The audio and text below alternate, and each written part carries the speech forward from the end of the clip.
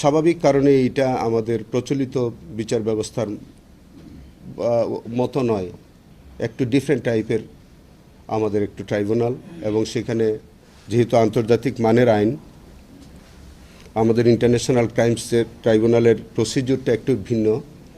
সেখানে কাজ করতে গেলে সঙ্গত কারণেই আমাদের একটু সময় লাগে, এবং সেইটার মধ্য দিয়েও কিন্তু আমি রাত দিন কাজ করে যাচ্ছি সবার সহযোগিতা নিয়েই। গতকালকে যখন আমি আজকে সকালবেলা যখন আমি এই নিউজটা আমার বাসায় আমি দেখলাম, তাৎক্ষণিকভাবে আমি আমার সব প্রসিকিউটরদেরকে বললাম যে আপনারা সকাল 9টার মধ্যে উপস্থিত থাকবেন। এই বিষয়টা কি, কেন হলো, এই বিষয়গুলো আমাদেরকে বিস্তারিত আমি জানার চেষ্টা করেছি। আপনি যে প্রসিকিউটর কথা বললেন, তিনি সম্ভবত আজ থেকে 2 দিন বা 3 দিন আগে তিনি আমার কাছে একটা পদত্যাগপত্র দিলেন। সেই পদত্যাগপত্রের ভাষাটা ছিল সম্ভবত এরকম যে তিনি আগে শিক্ষকতা করতেন এবং তিনি তার শিক্ষকতায় ফেরত যেতে চান। তিনি এই ট্রাইব্যুনালে কাজ করার অপারগতা প্রকাশ করলেন। তো আমি এইটা পাওয়ার পরে বরঞ্চ আমি তাকে জিজ্ঞেস করলাম যে তুমি এতদিন কাজ করেছো, এখন কি হঠাৎ করে চলে যেতে চাচ্ছ কেন? তখন তিনি যেটা আমাকে বলছিলেন যে স্যার, আমার প্রফেশনে আসলে আমি দীর্ঘদিন ছিলাম, আমাকে সেখানে আনা হয়েছিল, আমি আমার প্রফেশনে ফেরত যেতে চাই। তো যখন একজন পদত্যাগ করে, তাকে আর তো রাখার আমার আর কোনো স্কোপ থাকে না। আমি সেই পদত্যাগপত্র গ্রহণ করেছি এবং প্রসিডিউরালি যেটা করতে হয় আমি আমাদের আইন মন্ত্রণালয়ে পাঠানোর বিষয় সেখানে আমি পাঠিয়ে দিয়েছি এবং সম্ভবত সেটা গৃহীত হয়েছে। উনি গতকালকে থেকে তিনি আর আমাদের প্রসিকিউশন টিমের সদস্য নন। তার কাছে যেসব ফাইল টাইল যেগুলো আছে, যে সব মামলাগুলো তার অধীনে ছিল, সবগুলো আমি আমার হেফাজতে নিয়ে এসেছি। তিনি যেসব সুযোগ সুবিধাগুলি ভোগ করতেন সেগুলো আমি তাৎক্ষণিকভাবেই আমার হেফাজতে নিয়ে এসেছি। এই হচ্ছে বিষয়। আর আজকে সকালবেলা আমরা যেটা ওই যে বললাম যে 2 জন প্রসিকিউটর নবনিযুক্ত, তাদের সাথে একে অপরের সাথে পরিচিত হলো।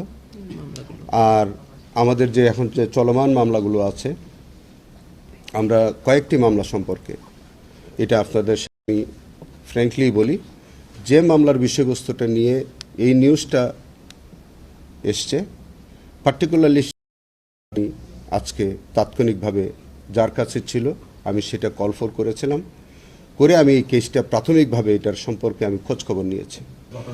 শতভাগ প্রশ্নবিদ্ধ হয়, আমি আপনার সাথে একমত যে এইরকম যদি কোনো বিষয় হয় তাহলে তো অবশ্যই আমাদের ট্রাইব্যুনাল নিয়ে প্রশ্ন উঠে, আমাদের ইমেজ সংকট হয় এবং এটা তো সঙ্গত কারণেই যে এরকম প্রশ্ন উঠবে কেন।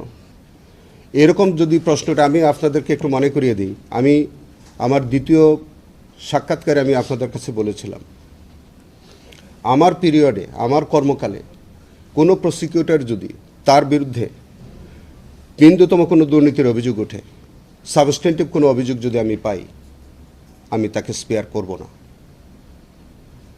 এবং এটা আমি এই মেসেজটুকু আমরা প্রথমবার যখন আমাদের প্রসিকিউশন টিমের সাথে যখন আমরা বৈঠক করেছিলাম, প্রত্যেক প্রসিকিউটরকে আমি একই কথা বলেছি যে আমার সাথে যদি আপনারা কাজ নির্লিপ্তভাবে সকল লোভ লালসের ঊর্ধ্বে উঠে এখানে বসে কাজ করতে হবে, আর না হয় আপনারা যদি কেউ এখানে কাজ করতে আপনাদের সেইভাবে না পারেন, আপনারা চলে যেতে হবে। আপনি যে কথাটা বলছেন যে নিউজটা আমরা পেয়েছি, এটা একটা সিরিয়াস অভিযোগ। এই অভিযোগ আমাদের কোনো প্রসিকিউটরের বিরুদ্ধে ওঠার কথা ছিল না। যখন উঠেছে তাৎক্ষণিকভাবে এটার ব্যবস্থা নেওয়া উচিত ছিল। আমরা এটা প্রশ্রয় কেন দিয়েছি আমি জানি না। হ্যাঁ, হতে পারে যে ফর্মাল কোনো অ্যালিগেশন তার কাছে আসেন নাই তখন।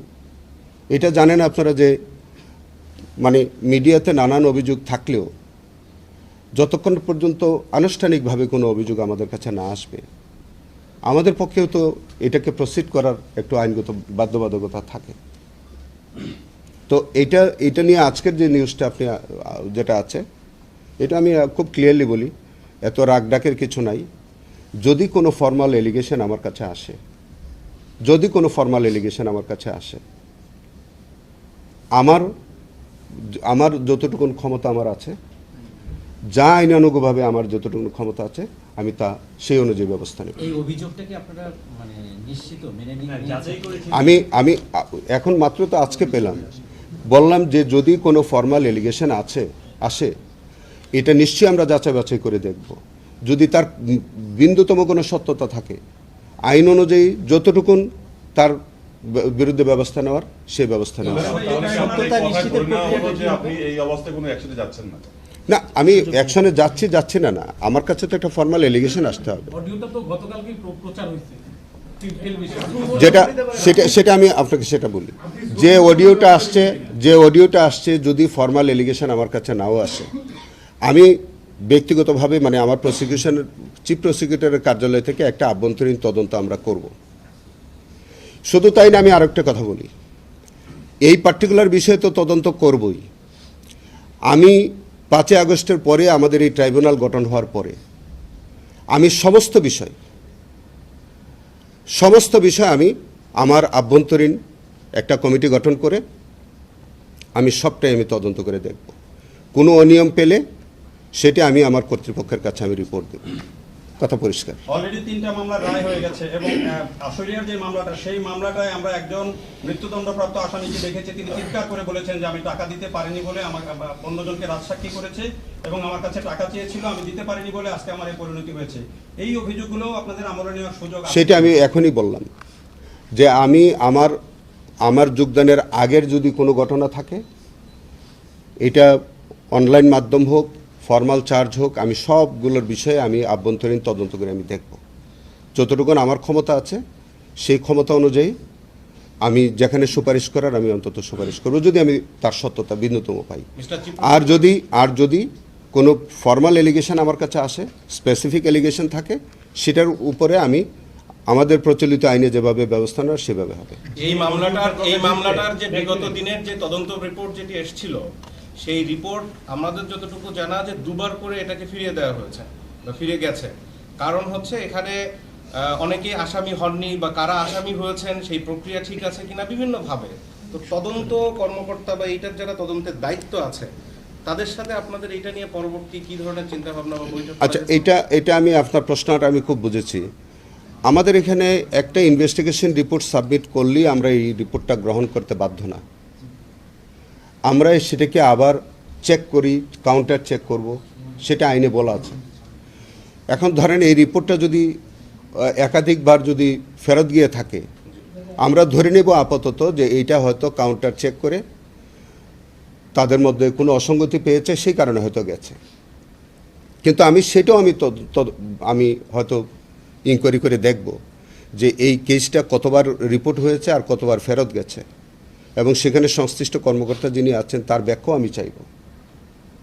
এই বিষয়ে নিশ্চিত যে আমি এই বিষয়টা একেবারে পুঙ্খানুপুঙ্খভাবে এটার তথ্যটা আসলে কি হয়েছিল এই কেসটা সম্পর্কে বিস্তারিত আমি জানার চেষ্টা করব। আমিন ভাই, এই যে মামলার কথা বলা হচ্ছে, এই মামলায় কতজন ইনভলভ আছে আপনাদের প্রসিকিউটর? এখন আমার মনে নাই কতজন ইনভলভ আছে, এখন এই মুহূর্তে তো বলতে পারছি না। তাহলে কি আপাতত ওই প্রসিকিউটরের বিরুদ্ধে কোনো রকম মামলা হচ্ছে না? সেটা যদি ফর্মাল এলিগেশন হয় মামলা হবে না কি হবে সেটা পরে, কিন্তু আমরা একটা আভ্যন্তরীণ তদন্ত আমরা করব। আমিন ভাই, এই ট্রাইব্যুনালের যে আইন, সেই আইনে সমস্ত যে ইলেকট্রনিক যে তথ্য, পত্রিকার যে খবর, সেগুলোকে ধরে নিয়ে কিন্তু বিচার হয়, এমনকি কল রেকর্ড ধরে বিচার হয়। তাহলে যদি সেটি হয়, তাহলে যদি কারো বিরুদ্ধে অভিযোগ ওঠে কল রেকর্ডের, তাহলে সেটি ধরে ব্যবস্থা নেওয়ার সুযোগ আছে কিনা? এর জন্য আনুষ্ঠানিক মানে ফর্মাল এলিগেশন লাগবে কেন? না, সেটা সরি বললামই তো, আমাদের আভ্যন্তরীণ সব ইনকোয়ারি করব, আমি করে দেখব, যা যা প্রয়োজন হয় সবটাই করব। এগুলো শোনেন, এগুলো স্পেয়ার করার কোনো সুযোগ নেই। আমরা এগুলো আমরা একেবারেই স্পেয়ার করব না।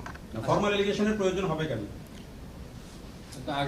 সেখানে আমি আপনাকে একটা কথা বলি, সেখানে হচ্ছে আগের প্রসিকিউটর কি বলছেন আমি ঠিক বলতে পারবো না।